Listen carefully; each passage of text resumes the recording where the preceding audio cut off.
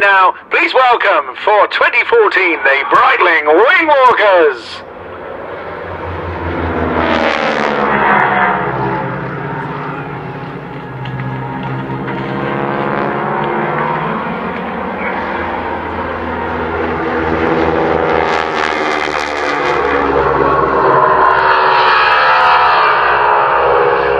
There you see them defying 150-mile-an-hour winds, and yet they still wave their arms about. You'll see them turning upside down and doing all sorts of gymnastics whilst remaining on the top of the wing without any other safety equipment. Yes, it is quite remarkable stuff. The big roar you heard as they went past there was the mighty Hamilton propeller on that Pratt & Whitney 450 horsepower Wasp engine, and as they put the props into full power position, then they go virtually supersonic, and that's why you get that great roar. But look at them as the girls come in now. Yes, look, they're stretching their legs right up in the air and still waving. That is fitness at its peak, because that is hard work, just moving your hand, let alone your arm, against that wind motion. Yeah, Danielle was actually telling me earlier that it actually feels like climbing a tree in a hurricane. That's brilliant. I've not heard her say that before. That is absolutely terrific. So they're flying at speeds between 80 and 150 miles an hour. We can see them waving, and it is terrific. They're fixed on a rig. It's got a 5-point harness, so they're pretty secure. But using those rigs, they can swivel upside down as well. So you need to keep your eyes peeled, and every time they go past, give them a great big wave, because they just love involving you in their show as well. All the time they're doing this, they're experiencing plus 4G back to minus 2G. So the blood's rushing up and down their bodies from the top to the bottom. And my word, look, they're upside down.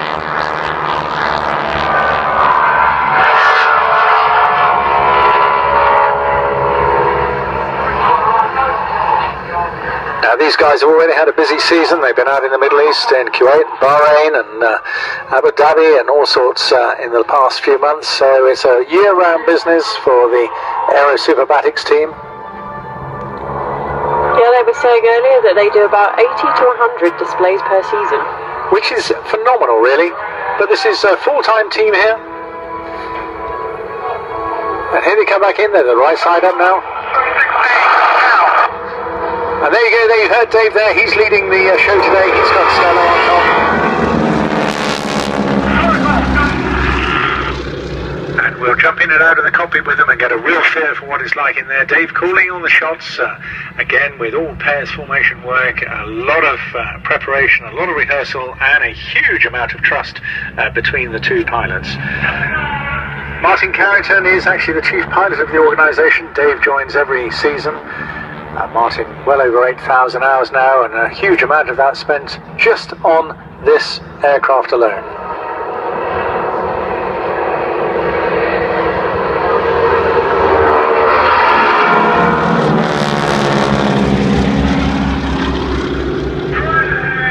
So straight out of the 1940s, these barnstormers, yeah, when the war was over, there were hundreds of airplanes lying around that were no longer needed. They could be snapped up for peanuts by young daredevils just looking for some action. They got the flying bug, and what do? Well, the flying circus was invented, and they'd go out into the countryside, pitch up, land on a road or in a field anywhere, and just invite people for joyrides. Yes, for just a few dollars, you could have had the time of your life, and that included all sorts of outrageous and dangerous stunts. And if you wanted to make a living out of flying then, well, you had to come up with something pretty different. It was in 1918 that an American flyer called Orma Locklear came up with a stunt that was guaranteed to wow, and that was all about walking along the wing and climbing from one aircraft to another. Madness. So here now, they're deep down, they're butting over the top. Oh, the blood now, they've got to pull up and they've got to go into a roll. Will it be a loop? Let's wait and see. And they're pushing up over again into another bunt, and now all the blood's rushed back up in the other way, and the girls just hanging on.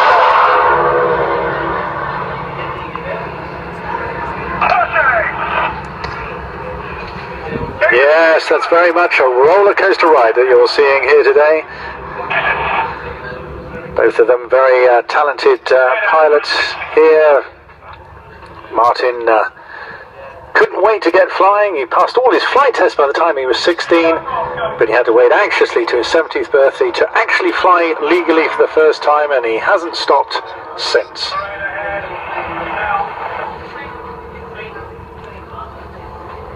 Coming in now, the girls look lying flat on their sides. They've switched those harnesses around yet again.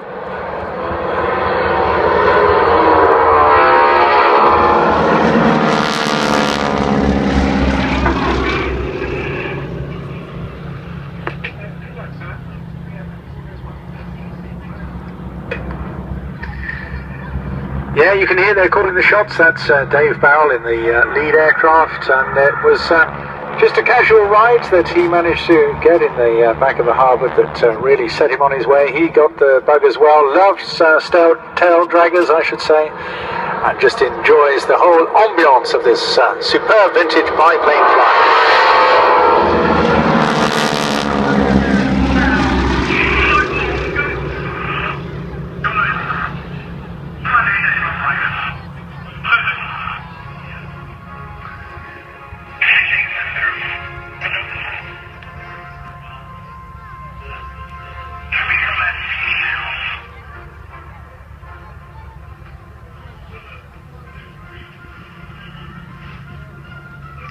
Yes, unsurprisingly, when the early days, there were a hell of a lot of accidents. Any slip of the foot and it was a high dive for any of the brave showmen or showgirls in those times. In 1938, the authorities in America decided that parachutes had to be worn, but by that time the show was about to close that was developed anyway. But it all changed with modern safety equipment and, of course, modern avionics as well. These aircraft go all over the world now. They're going a long way, and, of course, they're packaged up. But manoeuvring, now they're coming in again. The girls are reconfigured. The guys are diving down. And they've been known to go inverted, to shake hands in the air, but each one be slightly developed. Looking now, yes, one of them is going inverted. Will they manage the mirror? It's a perfect day for it. Yes, look, they're monitoring up now. Will they touch? Will they touch? Keep your eyes peeled on the girls. All this stretching out is ever so close. Gosh, I haven't seen them this close in absolutely ages. Are they going to do it? Oh, they're very, very nearly there. And they've just broken off at the very last minute. My word, it probably was just a little bit bumpy up there that we couldn't see. But what a great treat so early in the season to see them in such flying fun and activity. Really, really superb. I think they're just taking a little bit of a quiet break while the girls get their blood back where it should be. And the boys now, I think, positioned to come back right in on crowd centre. Looks like a break coming up. So stand by with your cameras, boys and girls. Don't forget to give them a wave as well. They come in really close to you, all wide open. They can see every bit of it. So stand by this time. Davy's calling them in straight ahead. The girls, look at this, stretching out like that. Stand by, stand by. Fabulous stuff. Don't you just love the roar of those propellers? Oh, it goes right through you, doesn't it? It's terrific. Danielle was telling me earlier that they've taken on 3 new girls this year, so with all those displays that they're doing, they can spread the load between more girls this season. Well, I think they need it. I mean, it's really hard work, and they're living out of suitcases all summer long as well.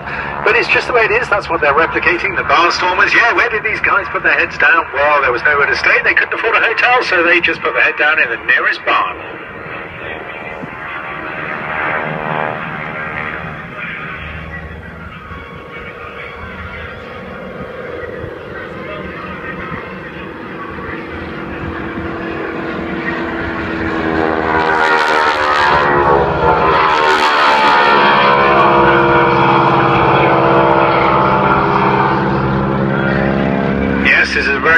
Team indeed, they love every minute of it. What's Dave doing in his spare time? Well, I don't know, Sam, if you've got a dodgy motor, Dave's got a bit of a garage business going, so if you need an MOT, he's the man to chat to. Great character, got a massive handshake, super chap. Martin, however, keeps the whole show together back at Vic's stable at Royal Flying Corps Renkham, just outside Cirencester. It's a marvellous place. Look, coming back in now at the centre, the girls lying on their sides yet again.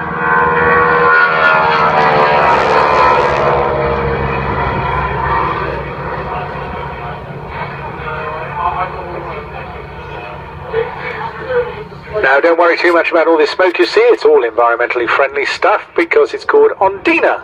Yes, you can wash your babies in this and come away completely unscathed because it's quite harmless and very environmentally friendly stuff indeed. Now, coming in very slow and low this time. They're going for a crossover pass. Just look at those girls stretching out. Now they're waving hard. Give them a big wave on this one.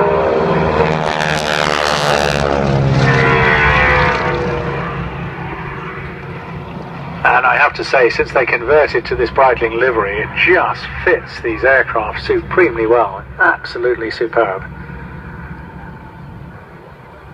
Partnership that's worked incredibly well. Vic worked very hard over the years. He founded the company in the 80s and has kept it going through a variety of famous names, from the Crunches and the Utterly Buttleys.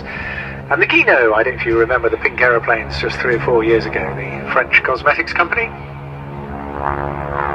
But Breitling contributing here, as they do in so many different ways, to the air display industry, particularly in the United Kingdom. So thank you to them for keeping such exciting flying in the air.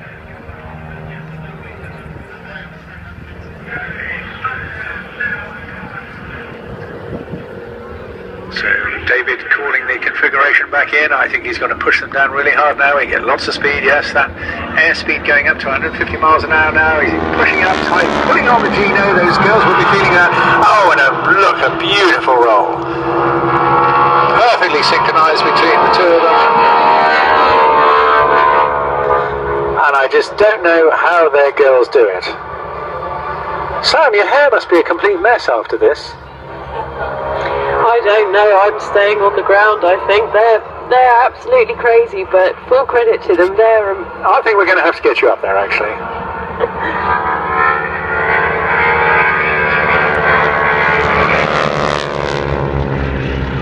One of them was actually telling me earlier that less people have been wing walking than have climbed Everest.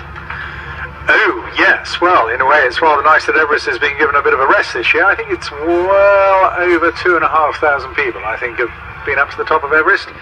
But I'm surprised that Vic hasn't got through a few more wing walkers in that time. Now, Danny's well known on this scene. She's certainly been part of the setup for many, many years, as you say, and I just happen to know a little bit about her gymnastic training. Now, when they come by later on, she loves to climb around the airframe itself, so we'll see whether they manage to fit in their arabesque this year as well. She actually said that was one of her favourite parts of the routine, was actually at the end. Oh, I'm really pleased to hear it. It's fantastic. Well, here they come in now. Look at this, a lovely, nice, slow pass. All the smoke going. And the girls, yes, they have got out of the harness. Look at that, it's fantastic. There they are. Well, that could have been the front deck of the Titanic, couldn't it, on the top of that airplane there? Absolutely outstanding. So Danny, she's also known as Bird. On the other wing there's Stella. She's nicknamed Stealth.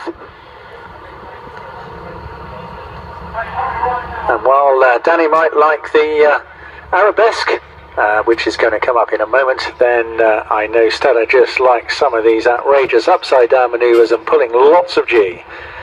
She said earlier on to me that what was her most dreaded moment, the scariest moment for her, was the first time when she went upside down, and now she loves it. Now it is her top moment. So that's what they called their cockpit later. This time I think they will have moved back to the trailing edge of the wing, and here is their arabesque. And look at that configuration. Now come on, boys and girls, give them a big wave. That is just fantastic.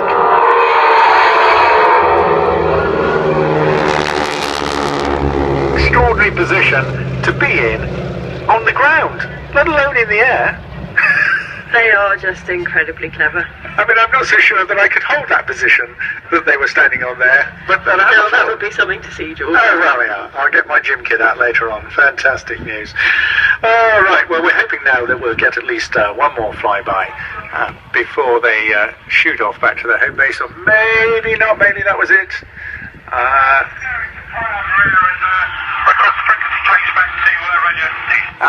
No, they have decided that that is the end of it on that one. They're heading back off into the wild blue yonder and to home base at Royal Flying Corps Rentham. It's a delightful airfield, beautifully restored and kept by Vic North.